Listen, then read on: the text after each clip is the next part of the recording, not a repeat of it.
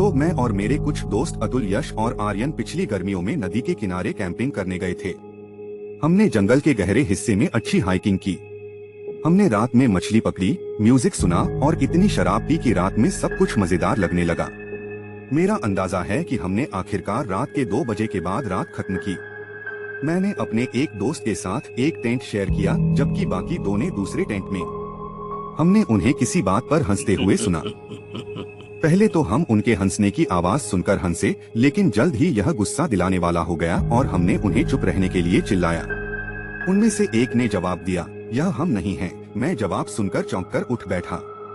मुझे एहसास हुआ कि यह सिर्फ एक ही व्यक्ति के हंसने की आवाज थी और यह मेरे किसी भी दोस्त की आवाज नहीं थी। नशे में होने के बावजूद मुझे एहसास हुआ कि इतनी रात को जंगल में इतनी दूर किसी का होना कितना अजीब है। हंसी धीरे धीरे हमारे कैंप के पास और तेज होती गई। मेरा दोस्त अचानक आया और मुझे चिंता से देखने लगा। मैंने अपने दूसरे दोस्त को चिल्लाते हुए सुना कि वे घबरा रहे हैं। जैसे जैसे हंसी और पास आती गई, मुझे साफ पता चला कि यह किसी आदमी की हंसी थी, शायद 30 या 40 साल का। उसकी आवाज ऐसी लग रही थी जैसे वह भी हमारी तरह नशे में हो, दोस्तों के साथ मस्ती कर रहा हो, लेकिन हमें सिर्फ उसकी हंसी सुनाई दी, किसी और को नहीं। उसकी हंसी में भी कुछ अजीब सा था, जैसे उसमें कुछ कमी हो। मेरा मतलब समझने के लिए आपको वहाँ होना चाहिए था। हंसी अब हमारे कैंपसाइट के किनारे तक आ गई थी, लेकिन हमें किसी के कदमों की आहट बिल्कुल नहीं सुनाई दे रही थी। अब यह कोई बड़ी बात नहीं लग सकती। बिना आवाज किए वहाँ से गुजरना नामुमकिन था। और आखिर में अचानक हंसी पूरी तरह से बंद हो गई।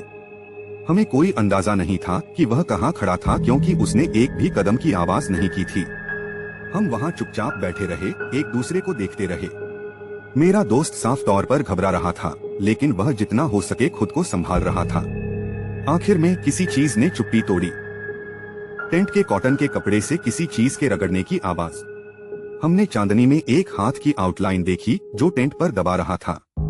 हम दोनों टेंट से बाहर निकलने से पहले जोर से चिल्लाए। हम जंगल से जितनी तेजी से भाग सकते थे भागे। हमारे दूसरे दोस्त भी हमारे पीछे पीछे आ रहे थे। लगभग 5 मिनट दौड़ने के बाद हमें किसी तरह अपनी कार मिल गई। स्टीयरिंग संभालने से पहले मुझे इतना दौड़ने से उल्टी आ गई थी।